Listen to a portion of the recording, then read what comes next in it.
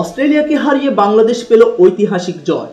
টেস্টের বিশ্ব চ্যাম্পিয়নদের হারিয়ে শুধু নিজেদের ক্রিকেট ইতিহাসই নতুন করে লেখেনি, ওয়ার্ল্ড টেস্ট চ্যাম্পিয়নশিপের পয়েন্ট টেবিলেও ভূমিকম্প জাগিয়েছেন লাল সবুজের প্রতিনিধিরা।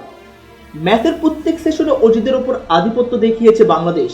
পেসার হাসান মাহমুদের গতি আর নিখুঁত ইনসুইংয়ের সামনে প্রথম ইনিংসে কোণঠাসা হয়ে পড়ে অস্ট্রেলিয়া। ব্যাটে তানজিদ হাসানের সেঞ্চুরি, অধিনায়ক নাজমুল হোসেন শান্তর কার্যকরী ইনিংস, আর দ্বিতীয় ইনিংসে ঘূর্ণিঝড়ে অস্ট্রেলিয়ার ব্যাটারদের দিশেহারা করে তোলেন মেহেদী হাসান মিরাজ। মাত্র 57 রানের লক্ষ্য পায় বাংলাদেশ, যা সহজে ডিঙিয়ে ইতিহাস গড়ে সফরকারীরা।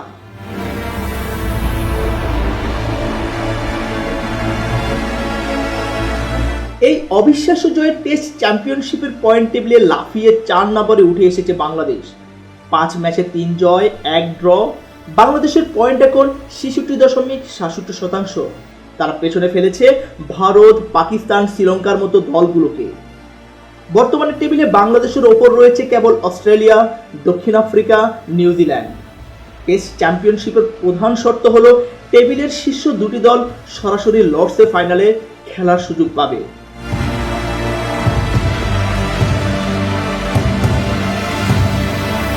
এখন বাংলাদেশের সামনে আসল লক্ষ্য ফাইনালের সমীকরণ মেলানো। অতীতের পরিসংখ্যান বলে লর্ডসের টিকিট পেতে হলে একটি দলকে টুর্নামেন্টের শেষ পর্যন্ত 65% বেশি পয়েন্ট জয়ের হার বজায় রাখতে হবে। বাংলাদেশ বর্তমানে সেই কাঙ্ক্ষিত জায়গায় অবস্থান করছে। ফাইনালে যেতে হলে সামনে থাকা ম্যাচগুলোতে এই জয়ের মানসিকতা ও ধারাবাহিকতা বজায় রাখতে হবে তাদের।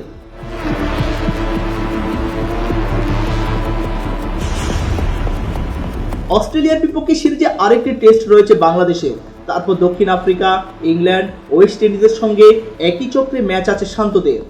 3টি দলের সঙ্গে 2টি করে টেস্ট খেলার কথা রয়েছে তাদের। ফাইনালের স্বপ্ন টিকিয়ে রাখতে হলে সিরিজগুলোতে অন্তত 60 থেকে 70% ম্যাচ জয় বা ড্রয় করতে হবে।